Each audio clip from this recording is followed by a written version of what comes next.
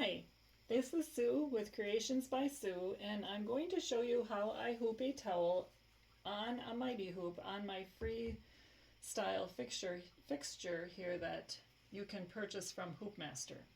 So the first thing I do, I've got the 8x13 hoop and I'm going to fit it in there. If I did need to adjust this, I had it already adjusted for 8x13, but if I needed to, I would just unscrew these screws underneath, and then you can easily move this back and forth. So I get it pretty tight up to the hoop, and then I tighten it up, and I'm all set to go. Then I take a piece of tearaway, lay the tearaway on here, lift these black plastic pieces up, and put them over the tearaway so that it holds them down well for me, and do that on this side also. Then I take my towel, and I've already got my towel marked.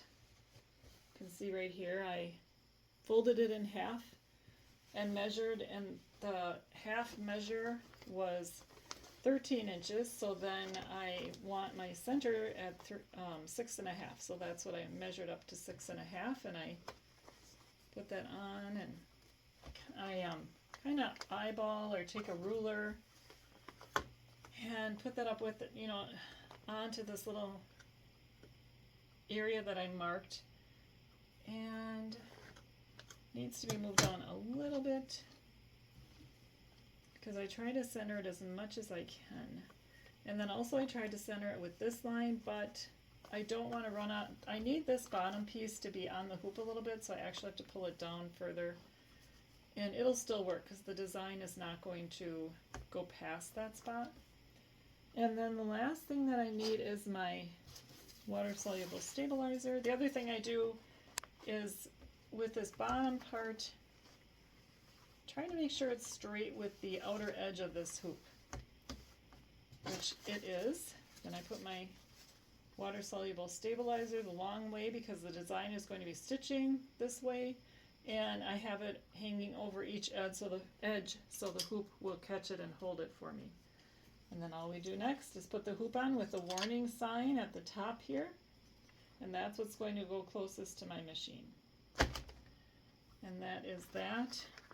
It's a little bit, I'm going to unhoop and do this again because it's just a little looser than I want it to be.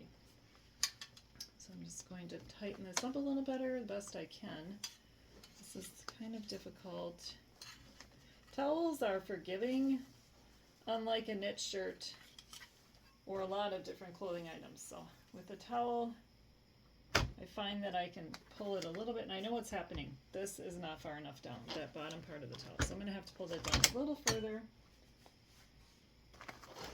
Sorry, this is getting long, but you can see what I have to do to get this hooped correctly. So we just have to put the tearaway back in.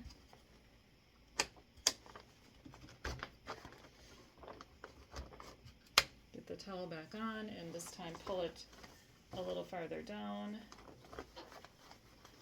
When you are marking your towel, make sure that you have the mark on, or that, yeah, you put it on the right side of the towel and not the wrong side, so that you don't end up stitching on the wrong side.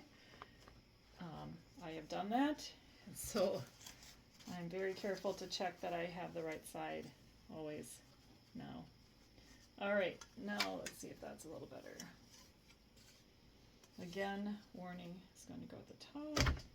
And that is a little better. It's still bunched up a little bit on me, but I'm going to go ahead and just pull that down there. And I can, because I now can I can grab down here where I couldn't before because I didn't have enough towel in that part.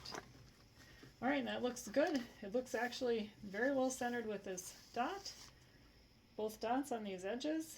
And with a waffle weave towel, I often look at the edge to see if the squares are kind of lining up, and I stretch it a little bit. And again, I've not had any trouble with doing this. I've not had the towel bulk up on me or any problems at all. So, alright, well, thank you for watching. If you have found this video to be helpful, please give me a thumbs up and press the subscribe button if you'd like to be notified of future videos that I make. Happy stitching! Bye!